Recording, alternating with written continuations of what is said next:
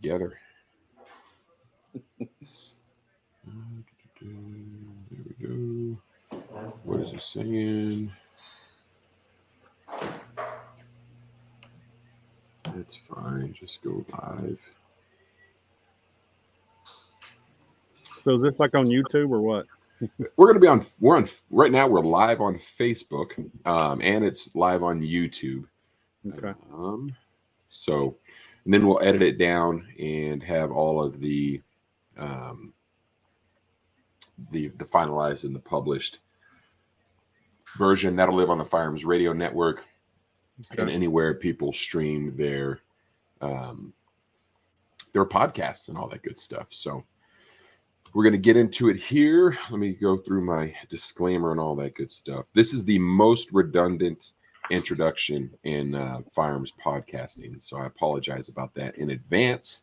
And for those listeners that are joining us again today, you know the deal. The most redundant introduction in podcasting history. The views and opinions expressed in this podcast are those of the individual co-hosts and do not reflect the official policy or position of the Firearms Radio Network and or their employers. Viewer discretion is advised. This is especially true on live shows. If you like what we're doing and would like to help support the show, visit patreon.com/afteractionproject. If you'd like to throw us some free support and appreciation, we would greatly appreciate a 5-star reviews on iTunes. And tonight's episode, just like every episode, is brought to you by the Firearms Radio Network. Be sure to check out the other great podcasts on the Firearms Radio Network by visiting, you guessed it, firearmsradio.tv. Tonight, we are joined by Jeff of Boren Training Solutions and his student, Randy. We'll be talking about their defensive pistol course and wherever the conversation takes us. Nothing's off limits here on the After Action Project. You guys are aware of that if you caught last week's episode when they were talking about safe words with Memphis. You can enter our show giveaways by visiting afteractionproject.com/giveaway and all that other good stuff. So my name is Jeremy. For those of you folks that haven't had the misfortune of joining us, you're joined. Andy is our co-host tonight. Judson is getting a manicure or a pedicure / both. He wasn't able to join us, so we apologize about that. Before we get further into the show, Jeff, why don't you introduce yourself to our students? Talk to us about what got you into the firearms training world, and then we'll go from there. Yeah, my name is Jeff Boren. I run Boren Training Solutions here in Corinth, Mississippi. Just a small little LLC. We try to provide as much training to the Northeast Mississippi, South Central Tennessee area, Northwest Alabama as possible. We run through a few hundred students a year. Do a little work all over here and there in this area. Focus mainly these days getting towards the active shooter response, defensive pistol type stuff. Still doing a lot of Mississippi enhanced permits for reciprocity purposes and things like that. As far as certifications and all that, of course, I started out with NRA, basic pistol, CCW, USCCA, concealed carry, home defense, training counts for them as well. Been through all three of Tom Gibbons' instructor development courses, the basic, advanced, and master course. Trained with Carl Wren recently, Force on Force training with Memphis that you guys had last episode, I believe. And let's see what I'm leaving out. Gun sight, done some of that good stuff. Ed Monk, active shooter, his active shooter course has been a big influence on me. Randy and I are both educators, so the active shooter piece is a really big deal to us, and of course I focus on that. That's my day job. So yeah, that's just a little bit about me and what I do. Awesome. Randy, you're an active shooter. You're an active shooter during the day. That's your day job. Is that what you said? I'm sorry. No, I try to prevent those. I try to keep those from happening. Oh man, good thing the ATF stopped listening to us a while ago. Randy, talk to us a little bit about yourself, man. Talk to us about your firearms training journey, and then what ultimately led you to Jeff of Boren Training Solutions. Well, Jeff and I have known each other for a very long time, and he's gone from a district or two over, and then he's come back to us, and we're thankful to have him back. I received my enhanced permit about 2-3 years ago, and the instructor told us you just got to practice. You just got to practice. You just got to keep doing what you're doing and what you've been trained to do. And, you know, life gets busy and you don't do what you should do. And Jeff offered a little training there. And I said, you know what? I need a refresher. And when he came back into our district and offered a refresher, and for those that didn't have their permit too. So I said, hey, that's for me. That is for me because, you know, I'm not a gunslinger, but, you know, things are getting kind of tough right now in our society, and you've got to be ready. You've got to be prepared, even at work, no matter what your work is, you've got to be ready.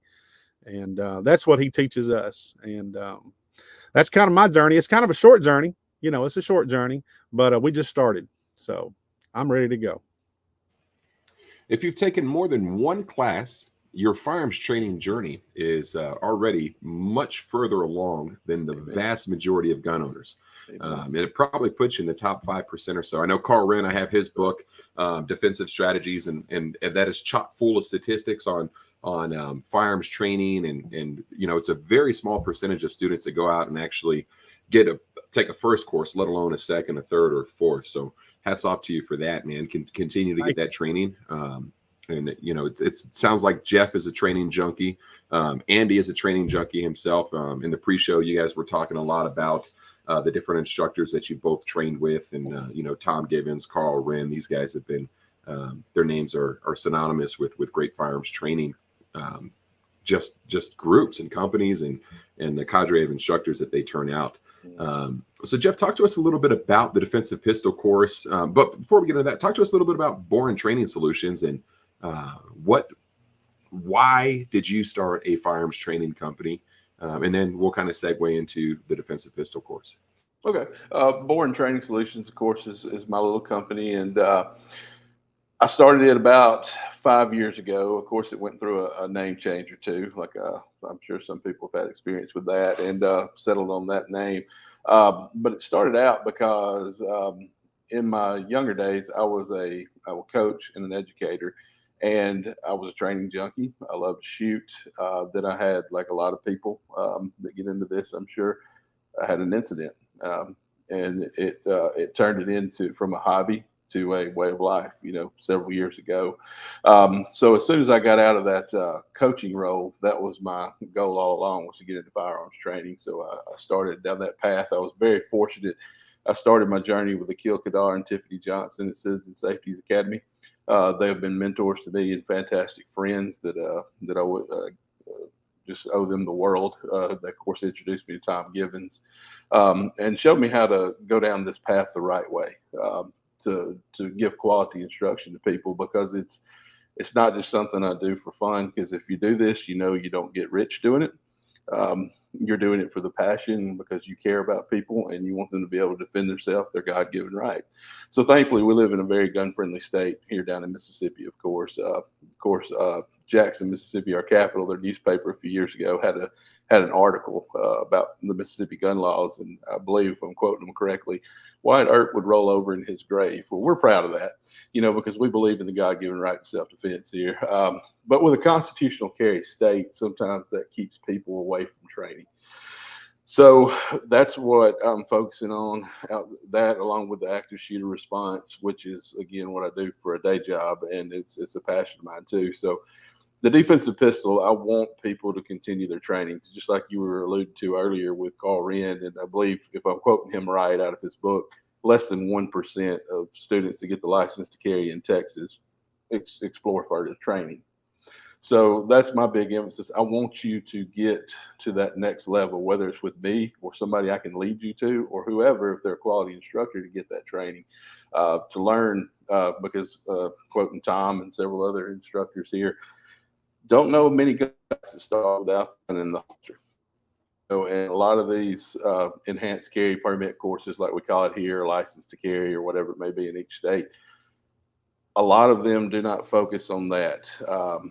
You know, and that's something that I've discussed at length with the state of Mississippi, trying to change the way we do that class a little bit to actually teach people how to get out of the holster, how to use the gun in self-defense. So that's where my defensive pistol course come from, and it's heavily based on the range master stuff. Of course, that's a huge influence with the people that mentor me and that relationship I have with them. So it's a lot of no frills, fundamentally sound gun work, for lack of a better term. So that's kind of where this course got to. So we're going to start dry. We're going to start reviewing the fundamentals. We're going to work through the 4-step draw. We're going to do that, and we're going to do it solidly before we ever get a live round in there, and we're going to build up through that. So hope that answers the question. Yeah, definitely. Jeremy stole my question last week, so I'm going to steal his. Who's this student? Who's this class for? Is it a brand new student? Can they come in? Hey, I just bought this gun. I don't know what to do with it, but I want to protect myself. Or do you have some kind of prerequisite before they take a defensive pistol course? Well, what I've done to address that issue is I have a couple of different levels of it. And the course that Randy took, which was the last course I did with this, was that I hate to say lower level because I don't like categorizing it. You hear terms all the time like slow is smooth, smooth is fast. And I'm like, well, no, okay. Slow is slow and fast is the fundamentals mastered and you're efficient now. So, I don't like labeling things, but for this type class here, I would allow students that have not been to an enhanced permit course or a license to carry course, because I'm going to teach that from the ground up. I'm going to start with the dry work. I'm going to start with the dry holster work until we're getting first shots. And hopefully that ends up somewhere around looking at the 5-hat-5 drill by the end of the day and seeing where we're at on that with some type of diagnostic. So I play that by ear in that level of course.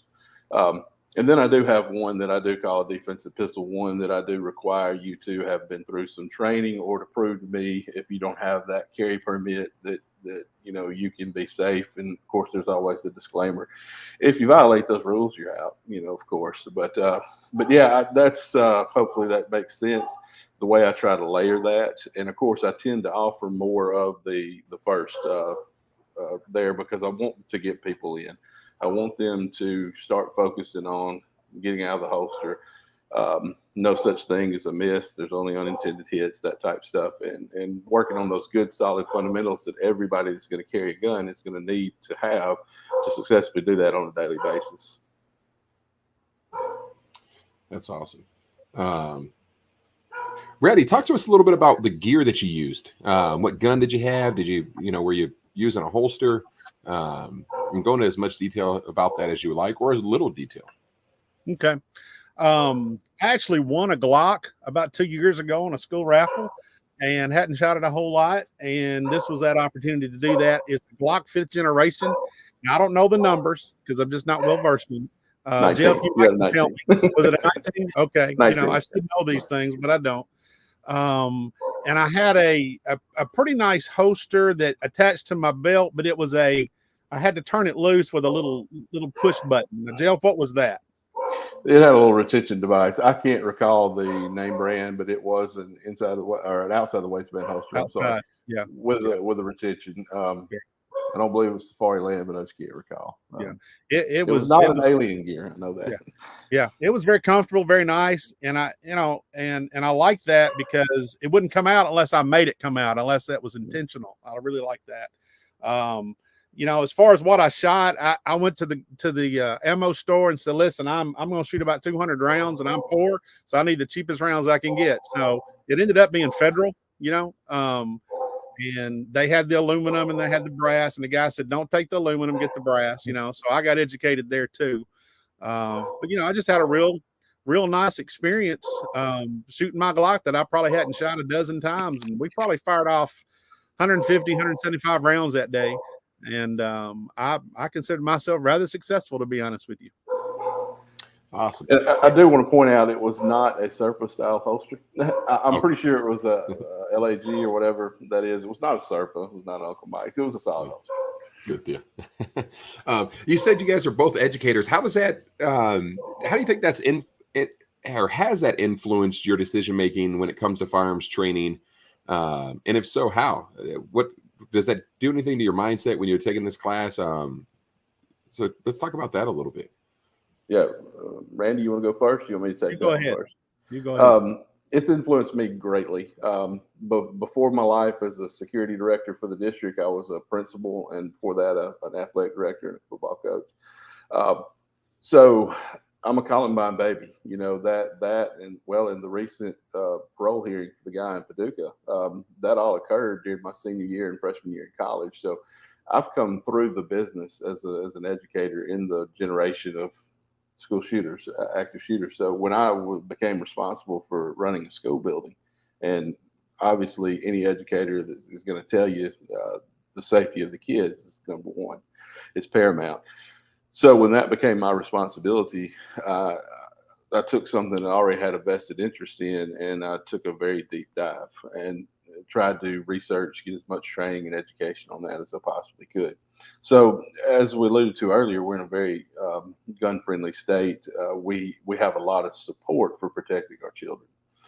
So that aspect of it is not as challenging as it is in some locations. So we have a lot of support to be trained. May or maybe not be going too deep into something, but I'm actually on a task force right now. I'll be in our capital tomorrow, discussing some measures that we're looking to take to further protect our children. Yeah, so definitely has changed our mindset for me personally. And you know, and I should have said this earlier, talking about the class, it's not about the gun, right? That's a tool. That's a tool of last resort, immediate defense of life. It's a mindset. It's a way of life. So that's how it's really affected me as an educator. I teach the color codes of awareness to my staff. I teach it to the district, and we teach how that applies not just to daily life, but how it applies to the workday, how it applies to even something is drilled down as far as discipline and classroom management at the school, you know, and that aspect of it probably has been the biggest effect that I've had from this, as far as how it ties into the school day and that line of work. Is you know, I don't know a lot about Mississippi, but is Mississippi like most states? You have your bigger cities, they're kind of more liberal, kind of anti-gun, and then you got basically the rest of everybody else who's normal, or how does that look for Mississippi? Yeah, I mean, it really is. It's kind of a microcosm. Obviously, our population is not what most states are, but we still have our, I guess you could say, quote unquote, city centers. You know, we have the capital in Jackson, which is going to be the largest area. Then we have DeSoto County, which has become a suburb of Memphis, more or less, with a lot of movement down there, and that's a pretty booming area. So then you have the coast, where casinos have taken over, actually. Down our whole coast. You take those three areas, and I tell people this all the time when I teach a permit course, and I'm teaching law, and I'm teaching, you know, the use of deadly force and that type of stuff. You have to be careful wherever you're at, but you have to realize that this is not Mississippi from 1985 or 1995. The demographics, the politics have shifted in a lot of areas. We're in the very northeast corner of the state. I actually live about 3/4 of a mile from the Tennessee state line, but Tupelo, Mississippi, which most people know, have heard of that, Elvis's birthplace, is just 45, 50 minutes from us. And even there, you have a drastic difference in politics than you have where we're at, just 40 miles north. So, yes, it does matter, even in a state as gun-friendly as ours, absolutely. Yeah, I think Jeremy and I, we're super envious of what you guys have there compared to being out here in Albuquerque. Sure. It's definitely a challenge every year, every day, every minute. We see something that's basically trying to take our rights away. But you know, as educators, I was just kind of popped in my head as you mentioned, speaking about the color code of awareness and all that stuff. Wouldn't it be cool that we taught something like that in school?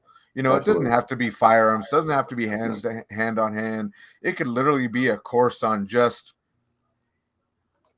paying attention. You know what I mean? Absolutely. And finding Absolutely. ways to protect yourself. What do we see? 6 inches in front of our face is what everybody lives by now. So that's more prevalent than ever, you know, and I absolutely agree. If they would let me put that curriculum in, I would go to every school every day and teach a block of it. Yeah, you know, it would be great. Yeah. Definitely would. Randy, what's your perspective on that as far as being an educator too? What do you see in children? Are you seeing the politics of today's world kind of creeping in or is it, do you guys just don't see that being that you're in Mississippi? No, we see it. We see it. I'm the administrator of the alternative school, so I get unique perspectives from every direction. I grew up in a time period that it was okay to go hunting at 5 o'clock in the morning and to have your gun in the back rack of the truck and go to school, and it wasn't a big deal. And my times have changed. That alone is worth an alternative school placement. That you're coming to me. It don't matter how big the deer is in the back of the truck. If you've got a weapon on campus, you're coming towards me. So I've been at it about 30 years now, and I've seen a lot of changes. It's just a whole different ballgame in education. It's not the Leave It to Beaver, that I grew up watching. It's not Little House on the Prairie. It's way different. We got to be prepared for that because it's here. It's not coming. It's already here. Yeah, and I'll just add to that a little bit more. We're seeing a big demographic shift politically, is what I was alluding to earlier. When I think, and I'm assuming here, when most people think of us here, they think of hardcore right-wing conservative, and that's not the case like everybody thinks it is. We have a lot more of that demographic creeping in. That is challenging some of our rights, not to the extent or even close to the extent that we see in other places, but it is there. Yeah, there's been a shift. Yeah. Randy, talk to us what it was like walking into that class. What did the first couple hours what did the first hour or so on the range look like? Well, number one, it was a little warm that day. We've already talked about the weather, before us going live. It was a little warm that day. We were not too, my school is not too terribly far from the range, and we're in the city limits there, and we would hear gunshots. That's kind of weird. Never seen it, never knew where it was until we got there. It was a well organized location. Had the berm, had everything we needed. Coach Boren had everything all set up. I was expecting our targets to be a little farther out, but they weren't. I really like that because I could hit that. My sister makes fun of me sometimes. I can't even hit the ocean. But it was as nice a place as you could ask for. Now inside with air conditioning would have been a little bit better, but we take what we can get. But it was well organized. Yeah. I think one of the things that students don't realize right away is that, the closer the target is, the less excuses you have that the instructor is going to buy and believe, right? Because it's like, hey man, you're 3-4 yards away from this thing. It's not. If your sight's off a little bit, it's not the gun. It's the student. Right. Let's figure it out. Absolutely. Jeff, talk to us. What are some of the drills that you're putting the students through, and what skills are you looking to build them up to? Yeah. So as he said, and I'll go ahead and hit that.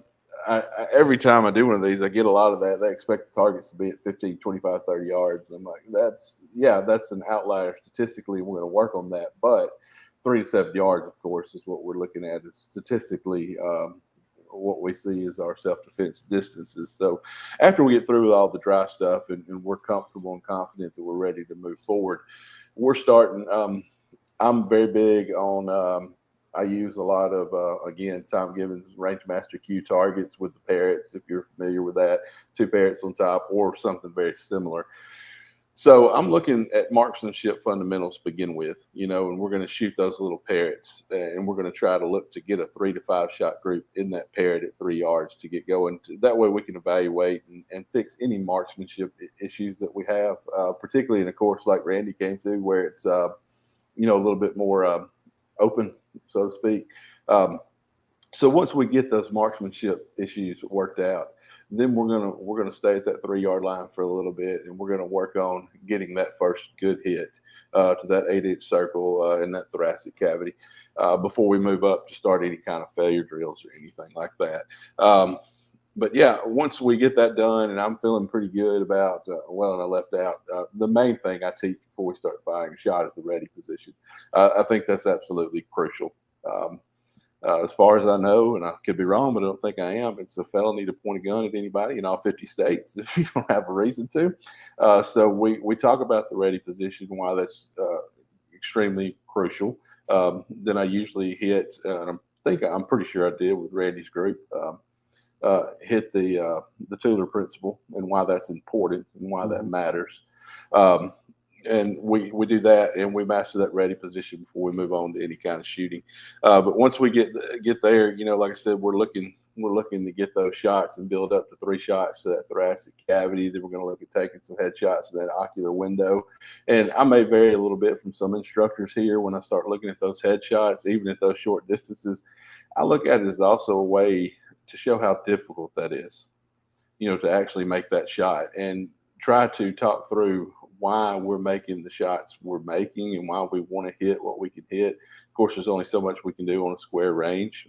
So we did bring out one of Action Target's shootable dummies and worked on that there just a little bit at the end, fully dressed and all that, to give that idea, because obviously people don't walk around with targets on their clothes for us, that type stuff.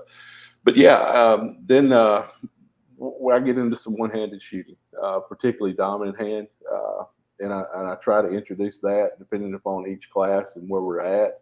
We may or may not expand that. We may go into non-dominant hand. I believe we did with your group, didn't we, Mr. Holt? We did. Yeah, yes, they didn't like it, but you know, nobody does. I did not. And, to quote Wayne Dobbs at TACCON this past year, I took his one-handed shooting block over there, and he said, "I don't know why you're here. This is not fun. It sucks." And I'm like, "Yeah, it does, but it's a very useful skill." And what a great instructor he is too. But yeah, but I like to do that because obviously something that we may, as trainers, we may think is something everybody knows, but they don't realize. And I think Carrera at Active Self-Protection has pointed this out with many others. You know, that when people have something in that hand, they tend not to drop it in a violent encounter. You know, so if it's a bag of groceries or whatever else, it might be cell phone or whatever else. So, and I did steal a drill from Gabe White that I threw in there. I don't believe we got to it in his course, but with the cell phone in the hand, the dummy cell phone, stuff like that. So, and then I like to get into some diagnostic type stuff. I love Justin Dial's 5-yard roundup. I think that's a phenomenal drill, and I don't think that should just be reserved for advanced students, if you want to call them that. I think it's a great technical skill, drill to work on to see where we're at. So yeah, a lot of stuff like that. I'm sure I'm leaving things out here, but I don't have my cheat sheet in front of me. But yeah, that's kind of where we're at. And that's the vast majority of what we build off of. And I look to get after that 3-yard line, get to 5, get to 7, hopefully to 10 and 15. And if we're having a great day, we'll get back to 25. Tell me more about that 5-yard roundup. That was my question. Oh, y'all not familiar with Justin Dial's 5-yard roundup? I think I'm not. There are a couple 5-yard roundups that are floating. Yeah. Let me. I'm gonna make sure I have this correctly before I start quoting it. But yeah, it's a phenomenal drill. Everything is at 5 yards, and let me see here. Well, of course, it gets blocked. While he's looking that up, hey, Randy, how far out do you recall shooting in this course? Let's see here. I think, did we go 25 or 30 feet? I don't remember, Jeff. I got y'all out to 15 yards. Yeah. Okay. Yeah. I felt, very successful when I was up close. I was real excited about that. And then I think the hardest part for me, was when we switched over to my left hand, because I had to, I think one of my police officer friend called them railroad tracks. I was able to achieve some of that on my left hand, and I had to get Jeff to say, all right, what am I doing wrong here? And I don't, that would not be my first choice of hand to use if I have to. But yeah, that, we weren't too far off, and I felt like I did a good job. Nice. Yeah, he did. 5-yard roundup. Like I said, I didn't want to misquote this drill here, so I did pull it up because for anybody out there that's an instructor knows this, and if you want to be one, carry cheat sheets to the range, and I do frequently. So yeah, it's on a B8 repair center or full size, whatever you want to use.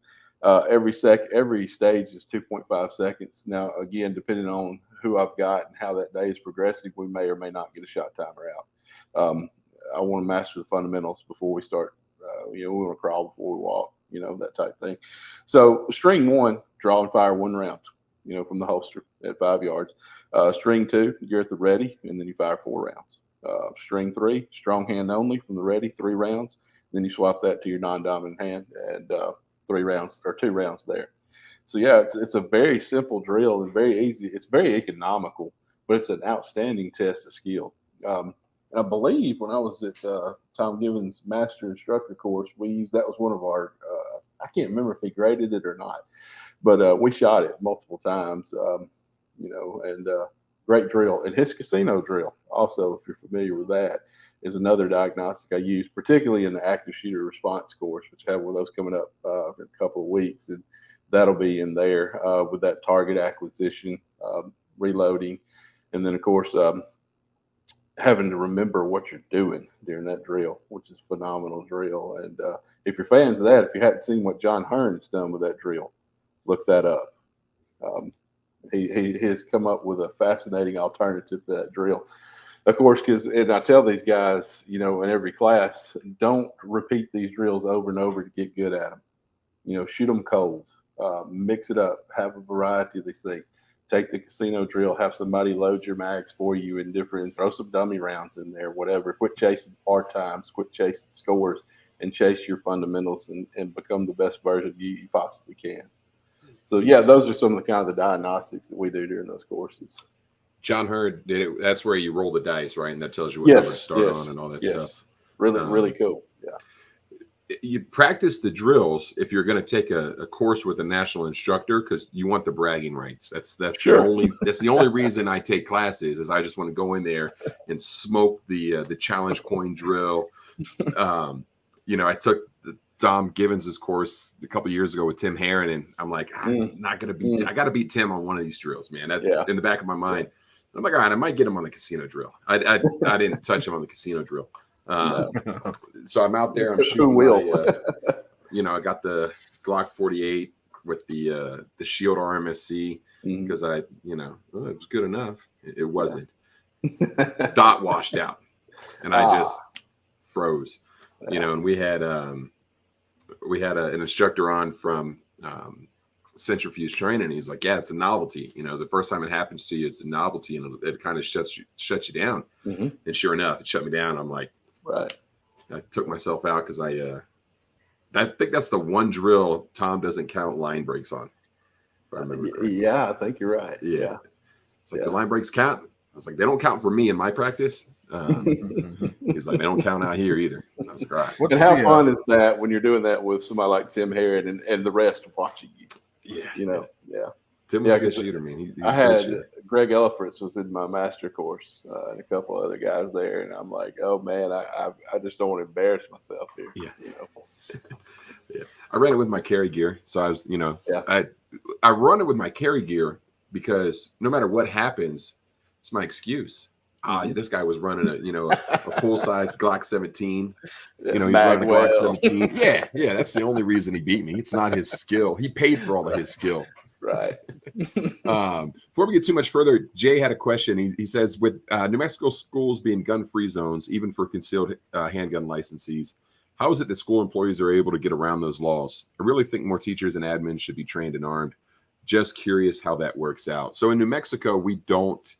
The only exemption for that in New Mexico is going to be for your parochial schools, your charter schools, where they have leeway to allow it. And if they don't allow it, it's still illegal. So APS public, Albuquerque public schools, it's still illegal. They don't allow it, and that varies from state to state. You guys want to talk about that a little bit? Does Mississippi allow their school faculty members or teachers to be armed?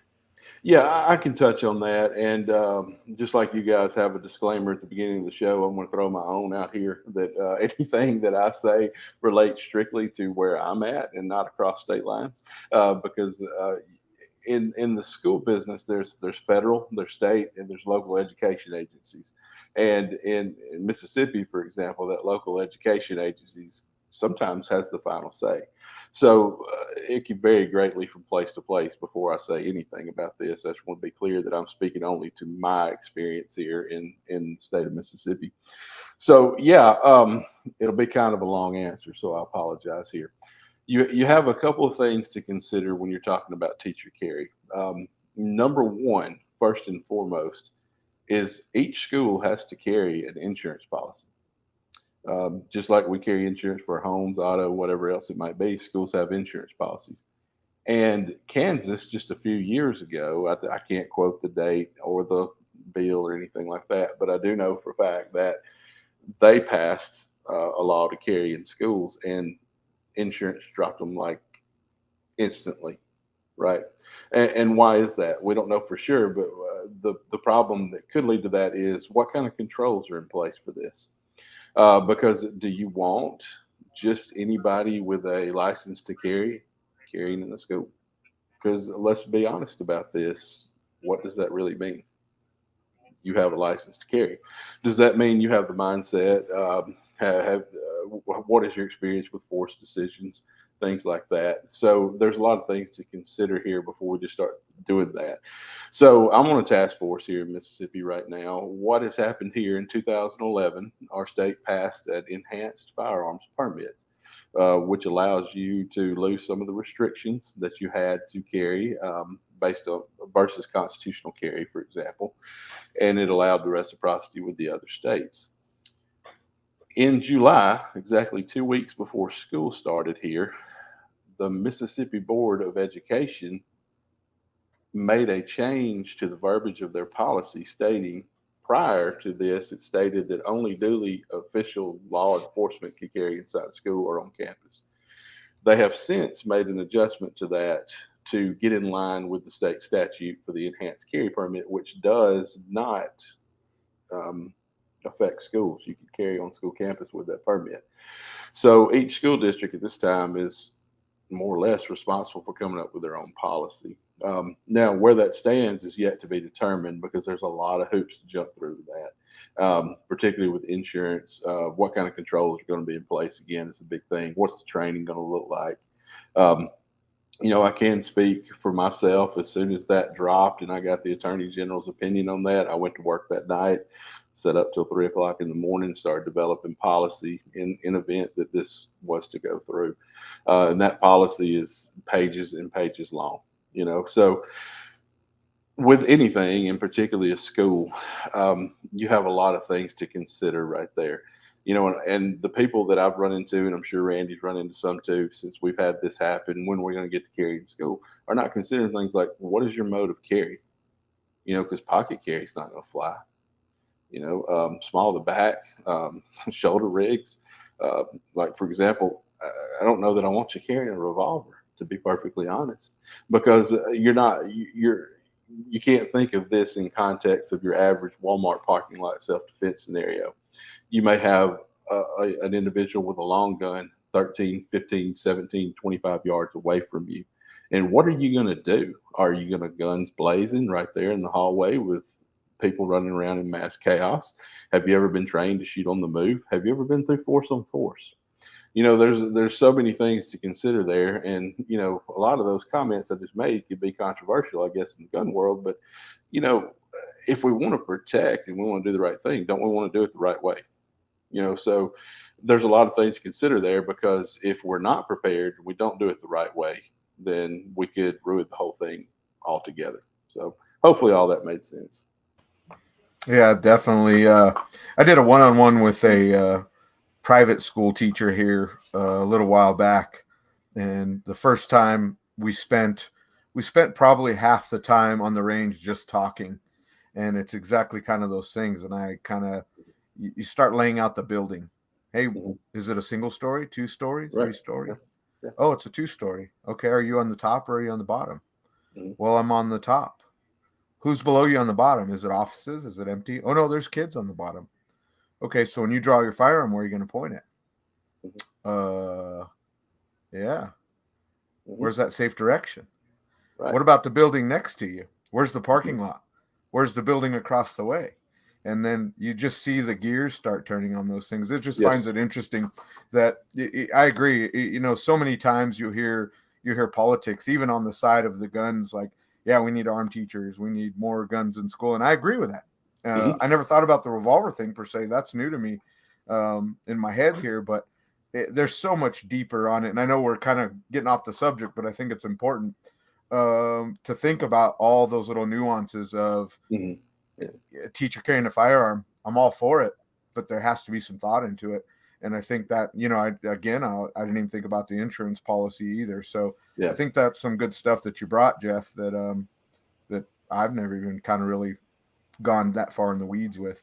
Yeah, and I've had the advantage of being in this business for 21 years and looking at it from that point of view, which helps. But I want to be clear, I am for it, obviously. I mean, I would hope that would come through in what I do in the way I live my life. But yeah, I mean, we just have to be able to do it the right way, because the last thing I want to do is rush into something that again ruins the whole thing. And we don't want to create our own tragedy, so to speak. And we can only protect kids if we know how to properly protect them, right? So it can be a major deterrent. Number one, if people know from the get-go, okay, they know what they're doing, they got their stuff together, they're prepared, and if I attempt this, I'm going to be met with resistance. Because what have we seen over the years when we look at active shooters? And to steal a term from Ed Monk, they self-terminate when they meet resistance. Is that changing a little bit here in this post-COVID world where things have gone a little bit nuts? Possibly. The last few haven't done so. But I think we can all agree that when they are forced to met with resistance, particularly equal force, that changes the game. And I would hope that would change the thought process of some of these things happening. If people did know that, whether it's a school or whether it's a mall or wherever it might be, that, hey, people are fed up with this and they're tired of sitting here taking this, and they're going to fight back, and they're going to know what they're doing when they do so. In this question here, Randy, I just want to ask it to you as well. Okay. Being that you're kind of dealing with the alternative side of students that can be a challenge, what age group are you kind of working with mostly? Mostly 5th through 12th. Okay, so these are the kids that could probably fight back pretty well if needed. So with a course like this that you've gone to with Jeff, do you feel like this course has prepared you better to be prepared for a situation, not only active shooter, just somebody randomly coming out, but maybe you're one of your own? Absolutely. Jeff's on the campus with me, so he'd obviously be my first call, for help. It's prepared me to be more aware. You pay more attention to these things than you used to. Our school district doesn't have a clear bag policy. A lot of other school districts do. So you really got to be on your P's and Q's. Kids got sagging britches or you got to pay more attention. And in my world, that's every day. It's not when you feel like it. It's not, if it's Monday, I'm going to pay attention. On Friday, I'm not going to look. In my world, you pay attention every day. It does make you more aware of what could come in the door. Kind of like Pawn Stars, you never know what's going to come in that door. And it's definitely made me more aware of what could come and what may come. I want to circle back to the we were talking about the, what does it look like? Why are you carrying, the revolver, that thing? That is a very valid point. And I can see how some folks in the 2A community are going to be like, it shall not be infringed. But it's like, hey, it's not about infringement. It's about, properly training folks so that we don't, like you said, create our own tragedy. But, if we were looking at an active shooter, specifically inside of the school, my wife's a teacher. And then, so if we look at that and we look at what role is that defender going to play? If you have an armed teacher, and she's in a kindergarten classroom with a bunch of students, well, she's not going to be going out there seeking the threat. So the level of training that she needs is going to be a little bit different than, like a school resource officer or somebody that would be patrolling or monitoring the halls. So it can't be, one size fits all.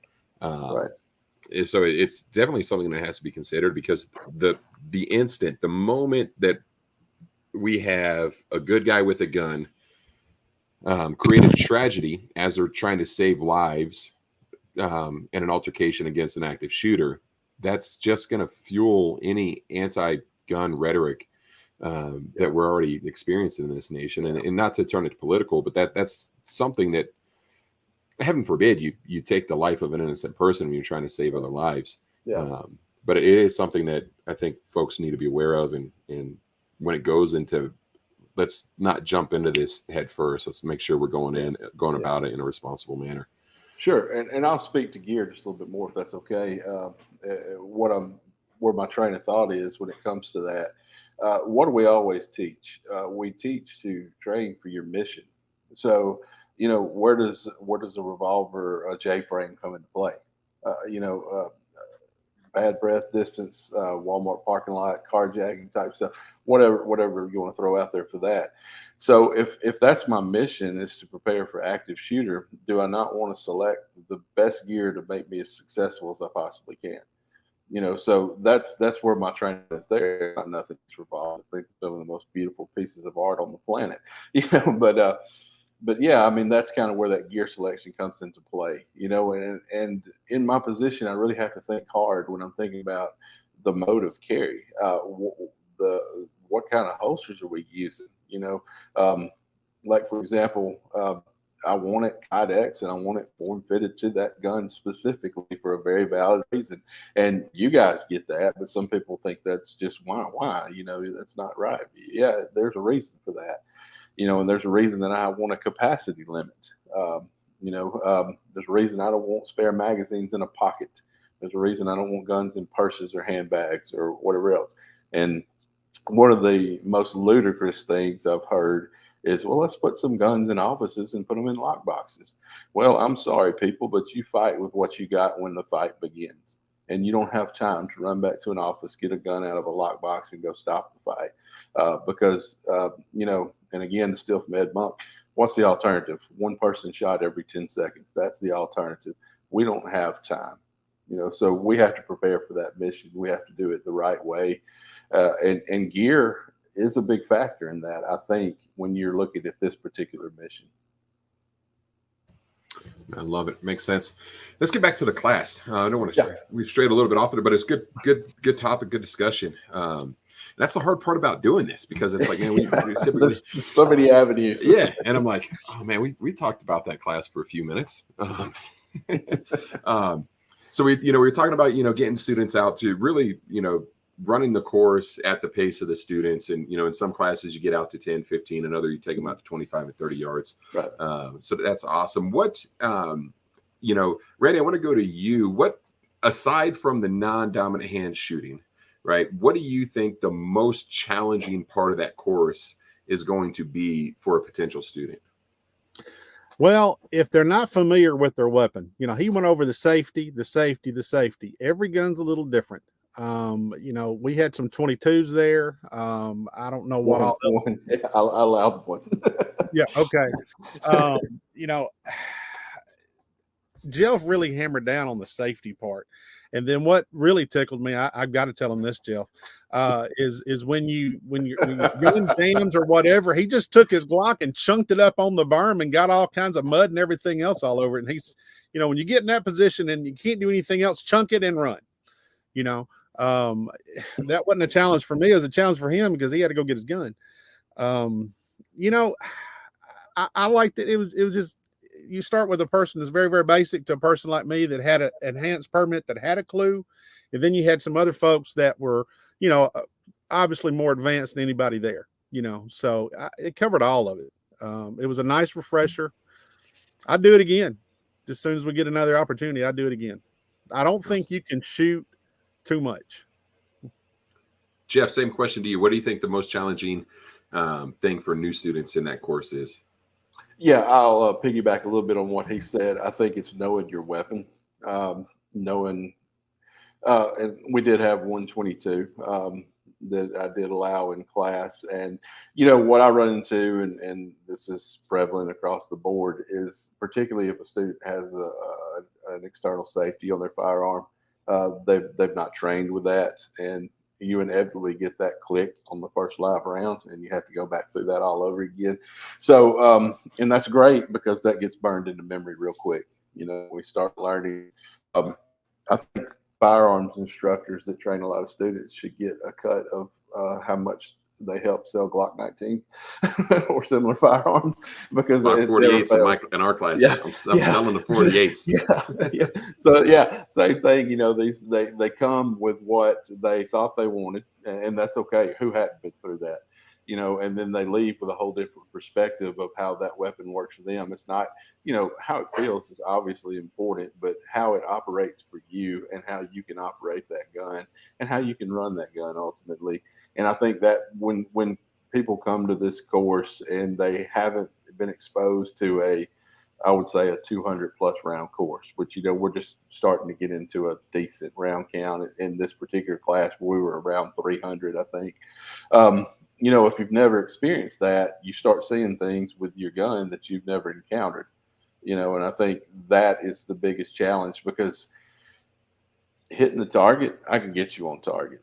That's not the hard part. The hard part is running that gun, and yeah, I think that's the biggest issue, and particularly when you start teaching people how to reload.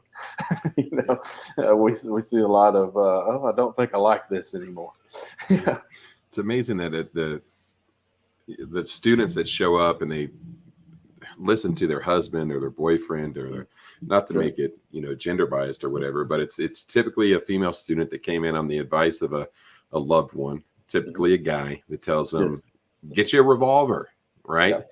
And never mind the fact that the trigger pull on a revolver is absolutely freaking Yeah. terrible. And if you don't have the strength to run the slide on a semi-automatic handgun, what makes you think you're going to have the dexterity and the strength in your finger to run the double action trigger on a Exactly. freaking J-frame revolver, Mhm. right? But it's pink.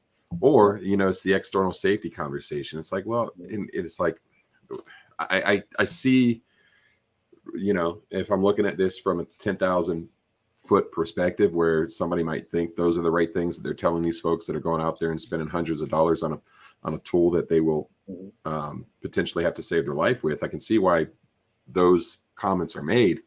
But inevitably, when they get in class, they just cannot use that gun as efficiently Right. as they should. We had a student this weekend where, she showed up with a revolver, and that was what was recommended to her. And she was having a heck of a time to never mind the freaking sights on a revolver, the student feels she's shooting. I'm like, so I had, 15, 20 minutes having a conversation about how the sight is, intuitively going to make, if you're using the sights like you think you are, you're going to be shooting high.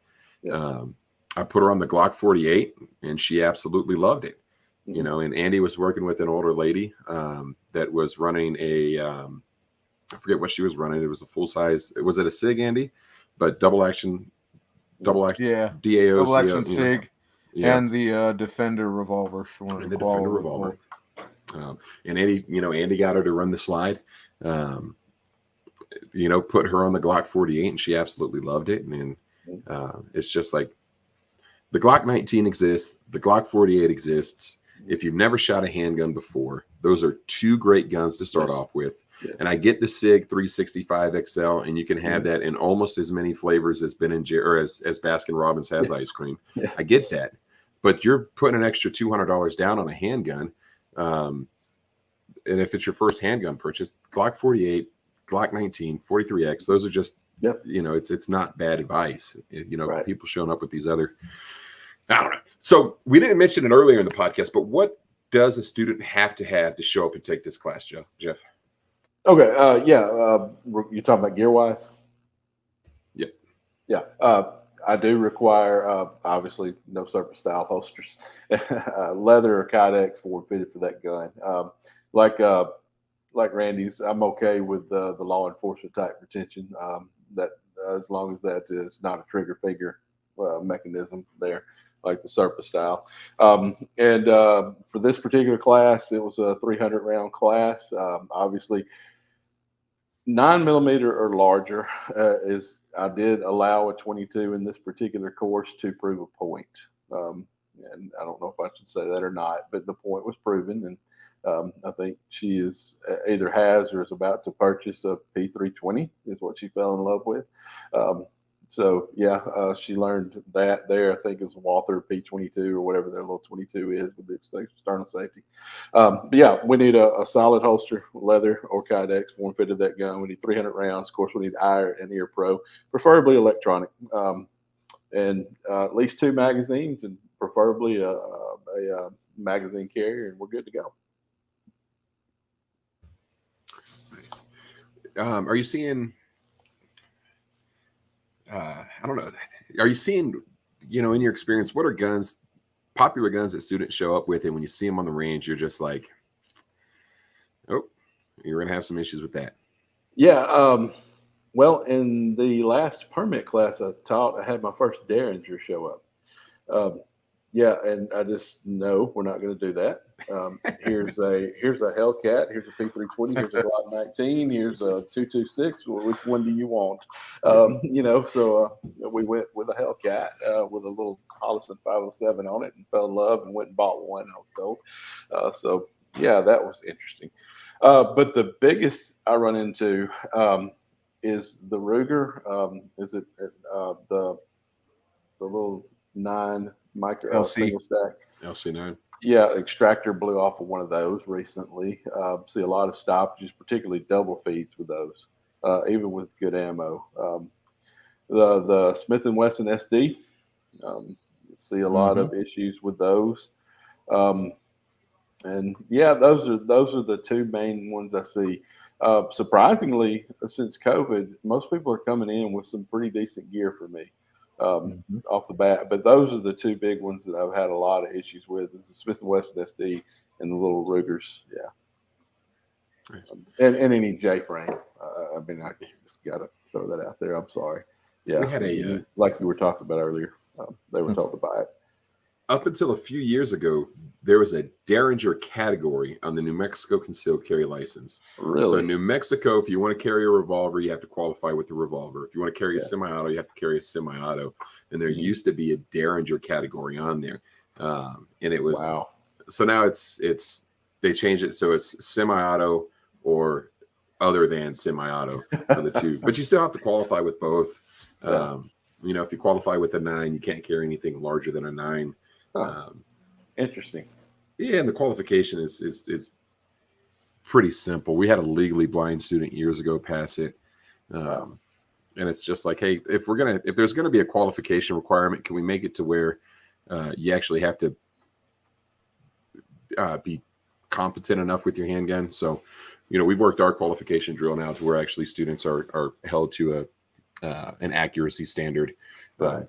And in turn, it holds us to a instructing and teaching standard, because if at the end of the class the student doesn't pass, right, if we as instructors have failed.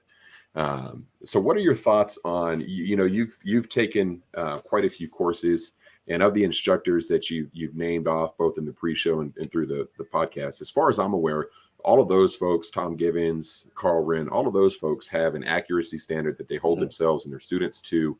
Sure. So talk to us a little bit about your thoughts on that. In this defensive course, is there defensive pistol level 1? Is there an accuracy standard that your students are held to? And then from a student's perspective, why is that? Why do you think that's important or not important? Yes, absolutely. And it varies again on the level. So in the course we're speaking to here, well, I'll just put it this way. Yes, and I mentioned Akil Kadar is a huge influence on me, and I've talked with him at length about this very thing many a times. And the one thing that he and I talk about when we do that is we don't believe in lowering our standards whatsoever. Because again, there is no miss. There's only unintended hits. We're striving for 100% accuracy as fast as we can possibly do so and guarantee those hits. Right. So I do have a qual that I run in my defensive pistol 1 at the end of the day. Of course, Boren Training Solutions defensive pistol gets you nothing other than some training. I mean, so that piece of paper would mean nothing really, but I still do that because the goal of that is, number 1, at the end of the day, where have we progressed to? Because we're going to do some diagnostic stuff beforehand to see where we're at and where are we at the end of the day. And I'm a huge fan of hit factor scoring. particularly Comstock count. I love that because what that does is it provides me data to look at that student and see where they truly are, because anybody that is familiar with that knows, and I'll go into it just in case we need to clarify what the differences are. If you got a shooter and you're shooting the drill and they shoot the same perfect score, but that one shooter does it 10 seconds faster, who's the better shooter? So that's where that comes into play, of course. But what I like for it as an instructor is it gives me data and feedback of where we need to improve those skills. So I'm looking at that at the end of the day because I'm doing a small, a little bit more of a simplified version of Tom Gibbons' short combat accuracy test. I've simplified a little bit of that with the hit factor scoring that I do early on in Defensive Pistol 1. So I get a baseline, and then at the end of the day, when I'm looking at that qual, I compare it with that bigger sample size and see what gains we made throughout the day, and then I can give those students feedback before we leave of what you need to work on. Where your misses after a reload, for example, which is a big problem for everybody, or how fast was I getting these hits at 3 yards? Was I shooting with the same cadence at 10? Because that matters, so we can see that when we use some type of hit factor scoring a whole lot easier than we can. We're just looking at simple par times and scores. So that's my big emphasis now that I've went to in the past few months of where I'm looking at of evaluating students at the end of the day. Awesome. Randy, I want to kick it over to you. What advice do you have somebody that is considering taking this class? And it can't be the sign up and do it. Okay, gotcha. So we're going to assume that's the first piece of advice, right? Just sign up, take the dang class, and then what's the next piece of advice you have them? Well, the thing is, society's changing, and you either change with it or you go away. You've got to go with it. Police have got problems now. The police are the enemy now, and it's getting down to the point that you've got to protect yourself. And you need to do it right. You need to do it the right way, the legal way. And if you don't go those avenues, it could be catastrophic for you. If you don't take a course, you're not prepared. Other than watching TV and gun shows and things like that, you're not prepared. I think the biggest factor also, if you do have to protect yourself and you do shoot someone, if you've gone through a course, you've done everything you could to protect yourself, not just out there slinging lead. So that would be my selling point. Protect your family, protect yourself. Don't wait for 911 because they may not be coming as quick as you need them. So protect yourself. Yeah, you'll be on hold with 911 in Albuquerque. Absolutely. You will here as well sometimes. Altercation will be done. It'll be the next day. Sorry, missed your call. Giving you a call back. Yeah. Jeff, I'm going to kick over the same question to you. What advice do you have for folks? Coming to take the course. Yeah, coming to take the class. I have an open mind, and my way is just a way. It's not the way. There's a lot of different things out there. A lot of people that are a whole lot more experienced and better instructors than me. But I would like for you to have an open mind when you come and see what you can pick up, because I always ask the question, rate yourself on a scale of 1 to 5 of where you're at. And they'll ask me to, I always do it for them as well at the end. And I say, I'm a 4 because I'm never going to be a 5. There's never perfection. So come with an open mind and let's try it. And, I'm big on, I was a baseball player, played a little college baseball. And I always reference that with Ted Williams, one of the greatest hitters of all time. But you can't take every player and make them stand like Ted Williams. They're not going to be successful. So I relate a lot of that to shooting. There's multiple ways to get it done. I don't really care how you stand. I don't really care if your thumbs are flat or if their thumbs high, as long as it's a proper grip that's fundamentally sound and you can get hits. So I just want you to come with an open mind, hear what I got to say, and let's see if we can get you better. That's the big deal for me. I like it. Hey, so have you guys seen Pimple Popper? You guys ever watch that? My son watches it. I refuse. What about you, Randy? It gets interesting.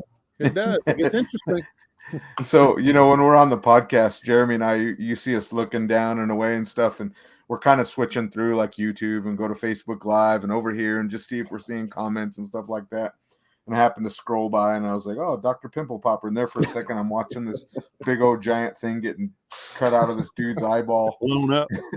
And so you guys are probably asking me, like, what the hell is his point? But my question is, because Jeremy ruined it last week, this is my question I've always asked, and I'll ask you both. So I like watching Dr. Pimple Popper videos. What do you guys like to do other than shooting and being an educator? What's fun out there in Mississippi? Go ahead, Randy. You go first. My life consists of I have a day job at a school, and then I have my main job when I come home and do what my wife has laid out for me. And then I like to instruct firearms every chance I get. But no, in all seriousness, I'm really I'm that passionate and dedicated. I'm blessed to have a wife who loves to shoot. She takes it very serious. She understands the value of self-defense. We do a lot of things oriented towards self-defense together. We are a family that shoots together a lot. But yeah, around here, it's the typical. Probably what most people would assume the South to be. It's very community oriented. Of course, right now it's all about SEC football. So, we just finished up a big weekend of that, and a lot of get-togethers and a lot of cookouts. And yeah, that's what we do. Nice. When you said you're a baseball player, and obviously you guys have that accent that we don't have, and don't say it. We don't have the accent. You do. But have you guys watched Pappygate over on Netflix? No. I don't think I know that. You familiar with bourbon? I mean, yeah. So there's a very expensive bourbon called Pappy's out there, Tennessee. Okay. And we're educators. Yeah, right. I mean, I think it's almost prerequisite. We can afford the good stuff. But there's this baseball player that gets involved with stealing bourbon, and it becomes a multi-million-dollar business. Oh, and stuff. I get it. Pretty interesting. So okay. Just kind of popped in my head. Yeah, it's pretty good. Randy, what do you like to do? Well, my day job is, working with the at-risk kids. We try to make a difference. We try to touch lives and get them in the right direction. We try to let them know there's a light at the end of the tunnel. They just got to get there. They got to get to the end of the tunnel. After hours, I'm kind of a junker. I like going to auctions and flea markets and buying something for $10 and flipping it for $100-200. I enjoy doing that. I've taught my kids how to do it. When I was a little bitty fella, my dad would get laid off at jobs in the 70s and 80s when the economy was kind of tough, and we didn't just sit there. We would go to yard sales and we'd buy things, and we had to make the electric bill, and that kind of got in me. And I'm a part-time 911 guy. I do that on the side a little bit, off and on. But I still roll with the 911 jokes, still roll with that. But I enjoy junking. I brought up Palm Stars. I kind of like watching that. I like the pickers. I'm a small scale guy. Is what I am. That's kind of my thing. That's I got 3 kids. Got a couple in college. All of them's in college actually. And I've got 30 years in as an educator, and enjoy every second of it, and will continue to enjoy every second of it. That's awesome. What's the other one? Storage Wars. That's one of my favorite ones to watch too. I don't know if you watch that, but a little bit on the type of work that you do, Randy. I'll tell you, I grew up pretty rough as a kid. Grew up poor, got into a lot of trouble. To be honest, I've done some things that probably should have ended me up in prison, but school came really easy for me, and then it became really hard for me because I get bored of it. And so I'd get in trouble a lot. And there's times where I'd skip school forever, and then I'd show up, a month later, and the teacher would be like, "Oh, nice to see you, Mr. Montoya." And I'd be like, "Oh, yeah, came here to see what girls are going to hang out." You know what I mean? And but I'll tell you this, I was one of those kids, and I've gotten pretty successful, and it was all through mentors, job mentors. I could sit here and tell you quite a few. So just, I give you some advice. You've done this for 30 years, but that next person that comes along behind you, just tell them there's a guy out there that he's a troublemaker. He's probably a pain in your ass, that dude's going to do something one day, and don't give up on him. That's my advice. That's right. You'd be our kind of kid. That's you would be our kind of kid. Allegedly, Andy did some things in the past. It's too long ago. They can't get me now. Are you sure all the statutes of limitations have ran out? Expired? All right. Yeah. I'm old now. It's too late. All right. We'll find you. Yeah. This is true. And we had another question. What's your experience with the Smith & Wesson Bodyguard 380? Anybody want to chime in on that before we wrap it up? None. Very, very small. Very small, very hard to shoot. For me personally, now I have very large hands, so but I will say this: I did have a student a couple of years ago that came with one. I wouldn't say I got nervous, but anytime I see small guns, it may or may not be a challenge. And they ran that thing like a champ, out to 15 yards. I was very impressed with that. Oh, we lost you. Now you're still. We're there? Yep, you're back. Okay. We're back. Reliability wise, I've yet to have one fail that's come through my course. So, of course, I'm always going to urge people to shoot the biggest gun they can handle for a lot of different reasons. But yeah, they've been solid from what I've seen. I think that was one of those guns that just kind of, everything repeats itself history wise. But man, it's been a while since I can remember having a Bodyguard on the range. Can you, Jeremy? It's been a minute. Yeah, I think that's the rise of the 365 and the shields, and the plus, and I think that's kind of really killed that market. And I try not. I'm never going to gear shame, number one. And I try not to ammo shame either, but yet I'm still going to recommend a 9mm to everyone that comes to the 9mm or larger. But they've been fairly decent what I've had. But now that you say that, I'm having to reach back to remember the last one that came through. Yeah, it's been a while.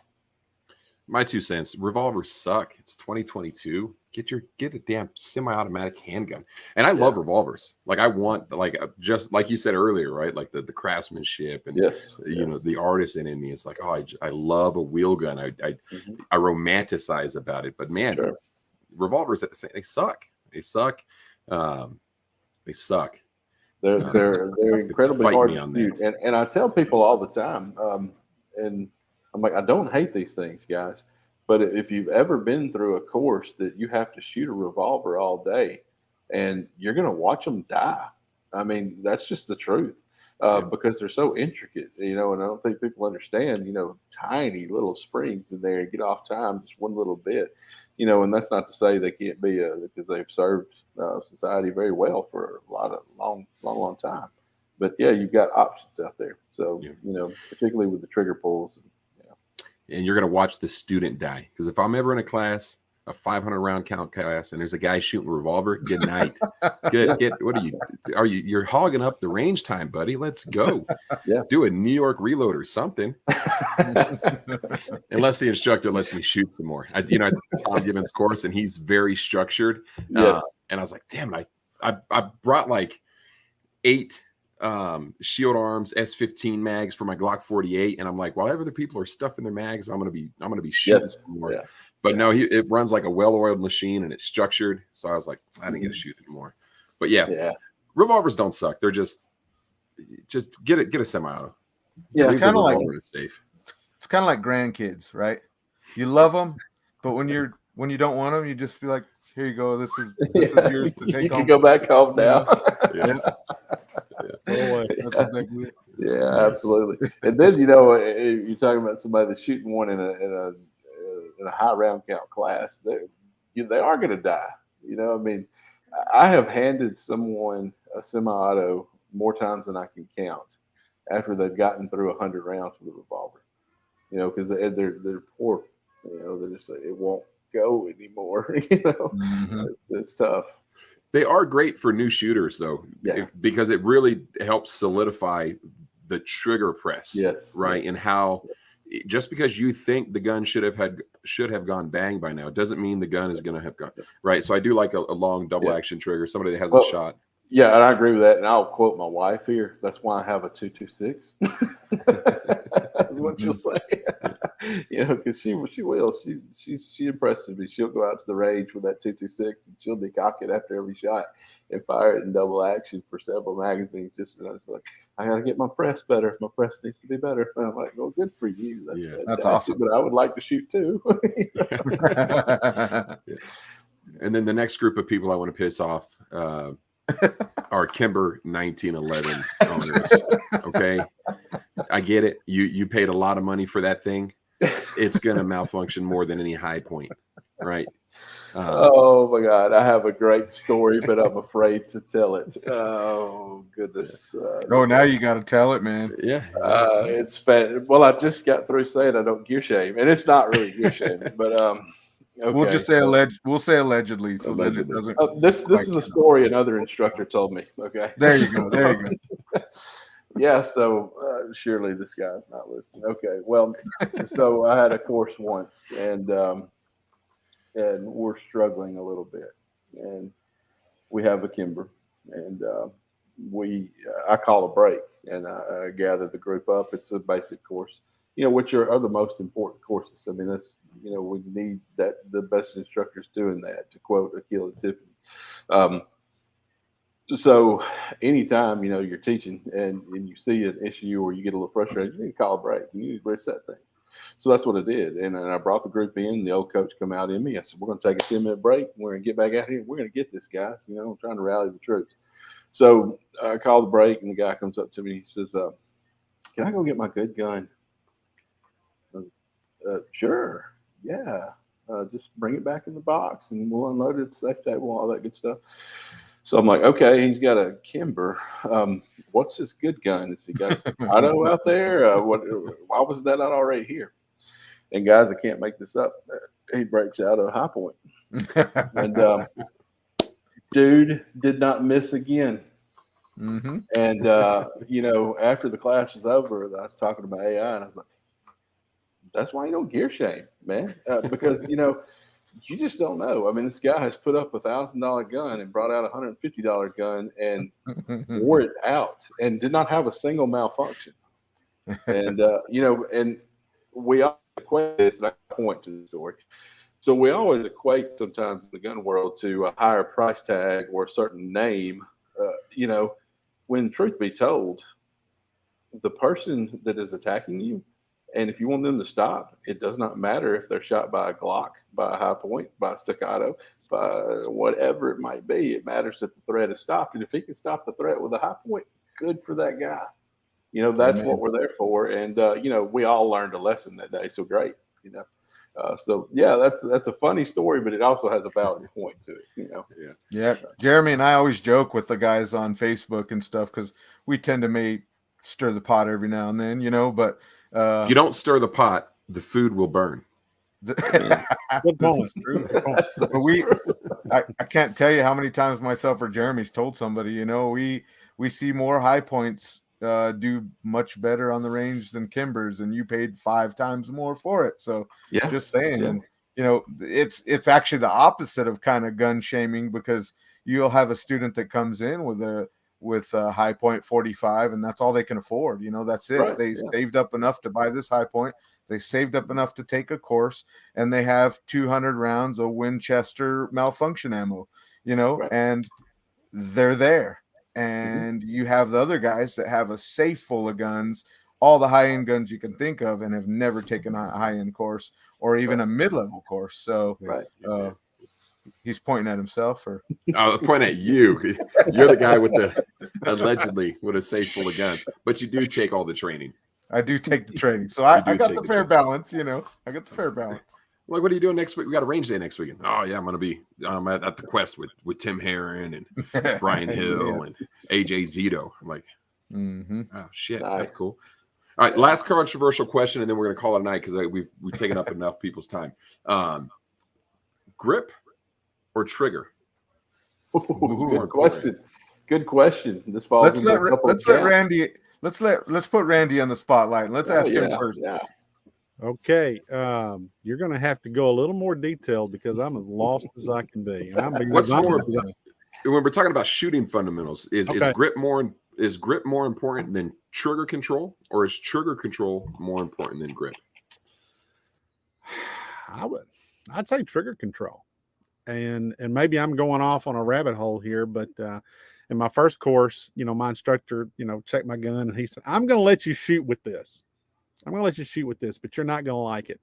So while everybody else was, hitting the target, he said, who's not hit the target? Of course, there's all these people and, I had to raise my hand because I hadn't hit the target yet. And so he said, okay, I told you I wasn't going to like that gun. And it had a ridiculous trigger pull, poundage, I think is the correct word. I'm not sure what that is. But we put that aside and he brought a Springfield. I don't know the number, but he brought a Springfield out. And it was a difference between night and day. So I don't know if that's really answering your question. I don't know. But for me, that was all the difference in the world was my trigger. I like it. Real quick, Jeff, you're a newer shooter, or have been a newer shooter than what we typically get on here as students. Often we'll get, who's a good example? Spencer Keepers came on. Who was his student? Scott Jedlinski. So it's I'm going to be honest. It's nice to have an actual kind of student. And I'm not saying every podcast is like that, but pretty often, the instructors, they're going to go pick their top guy or their co-instructor who's taken a class, 14 years ago. But I appreciate you being on. Honestly, it's nice to have a student that's actually a true student that's really working out, somebody who's not a gun guy per se, or wasn't a gun guy, and who actually is starting to understand about how the world's changing, and it's your responsibility to protect yourself. So I think you added part. I think you meant Randy. You mentioned Jeff, sorry. but you were talking about Randy, right? Yeah. Okay. Editor, edit that out and just swap the names, please. All right, Jeff, you're up. What's grip or trigger? Man, I'm going to go with trigger all day long.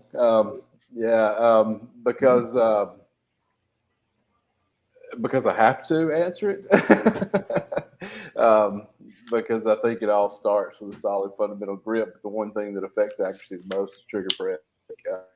When you watch somebody that is a very high level shooter, and since we've talked about Tom Gibbons a lot, he'll flip a revolver upside down with his pinky and tear the center out of a target. That's trigger control. Plain and simple. There's no grip involved right there. So, and as you evolve as a shooter and you get in different scenarios and do different things, dominant hand, non-dominant hand shooting, might not have the best grip in the world in a force-on-force environment or whatever it might be, you can still make a good hit if you still press the trigger correctly and align those sights. So if I'm forced to answer, I'm going to have to go with the trigger, I guess. Yeah. All right, Andy, are we going to give our side? Or you? Yeah. So Andy and I, so not Andy and I flip flop between the two, depending on what kind of mood I want to get Andy into. Right. It's true. Go ahead, Andy. True. Well, trying to take a little step back here. I have a damaged ring finger on my dominant hand, and so when I wrap my hands around it, actually causes me pain.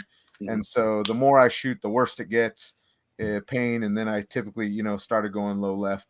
So I've been to a lot of classes, and there's quite a few instructors really couldn't help me with this low left, and I'd show them my finger at lunch and be like, hey, what do you do with this thing? And you see them first go, oh, and then they're like, I don't really know. Well, Tim Herron, again, he always comes up because he's kind of my mentor. He's the guy that's really helped me in my career as far as shooting, and I have to go with grip first, because grip is kind of like your foundation of building a house. Without a good grip, I can flip a gun upside down and shoot with my pinky too, but I can't shoot 5, 7, 8 rounds in rapid succession without that grip. So I'm going to steal directly from Tim, and that's grip, sights, trigger. Grip the gun, manage the sights, press the trigger. Without a grip, sights don't matter. Without a grip, trigger doesn't matter, because you're not gripping the gun. You're not going to get any more than maybe one shot off, and you're probably done. So that's kind of the way I look at it. Yeah. Without a trigger, you can't shoot the gun, though. That's true. So, good point. So, it's fun, but so this is one of the topics that I think we often, and Andy doesn't get wrapped around the tree on this topic or whatever, but if I want to twist in there or whatever, I kind of know like how to kind of get under that layer of skin and stir the pot so the food doesn't burn. Yeah. Right. But it's a hard question. Yeah. Really so for me, it depends, right? And it depends on the level of the student, right? How much experience they have, because it's all. I don't want to say it's all equally important, because it's not. You can sacrifice one and the other will compensate for that. But it's there's a level of student that at some point they have to know how to use the sights. At some point they have to know how to grip the gun, and that they also need to know how to press the trigger without disrupting the sights. Right. So it's at what level of importance. And I think all three of those paths, when they get together, that's kind of where it is. So But it's for me, it's fun because I'm not as passionate about it as I pretend to be in a lot of my conversations. I'm like, well, they're both important. They're both important. And if I'm a good enough instructor, I should be able to teach both. Sure. Right. I should be able to get students to a minimum level of proficiency with the grip and with the trigger and with the sights that individually they become less important. Right.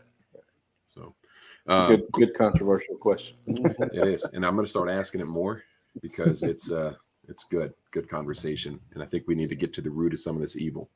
But it's been great having you guys on. Andy, let's go through last piece of advice. What do you guys have? Life advice, school advice, anything? What for our listeners and our viewers, what piece of advice do you have for these folks? Man, love your family, love your people, do the right thing, be prepared for all things life will throw at you. Get trained, and not just with a firearm. We've talked a lot about, just being aware, paying attention, put down your cell phone and see that beautiful world out there a little bit, and really just be kind. We need that. We need more of that in the world, but yeah, be prepared, train yourself mentally, physically, and keep those people that you love close to you. Love it. You're up. I think if I was going to give a little bit of a little sunshine in this world, it would be if the sun doesn't shine, then get out your flashlight. Sometimes things are not going to go right. Had a person 30 years ago when I first got into teaching, and then I got into administration, and they told me there's 2 words that you need to learn if you're going to sit in this chair and you're going to be an administrator, and it's good words for life, and it's well, okay. And I was like, well, okay, what? And he said, well, those are the 2 words, well, okay. So sometimes it's not always going to go your way. Well, okay, let's just move on. Yep. I think I'll round that out with the saying as well. Sometimes you're the toilet, sometimes you're the plunger, but they both serve a purpose. And those are two terrible things to be. I guess it depends on whose toilet you're plunging. I don't have any advice. I do just want to take the last minute or two to comment on something that's happened here locally to us.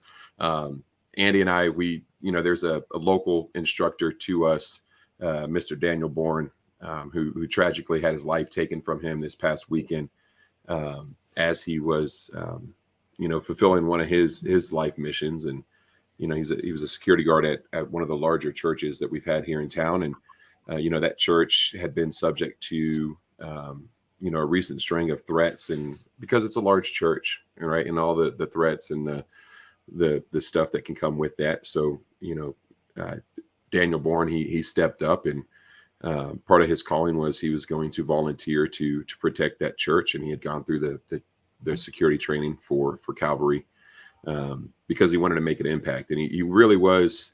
He's an instructor that Andy and I had the pleasure of sharing a line with in class as students. He's an instructor that we would, that we felt comfortable referring students to. We didn't agree on 100% on everything because, we're instructors and that's kind of how it is. But he was a selfless defender and he was a great guy. And tragically, he had his life taken by some piece of shit for who knows what.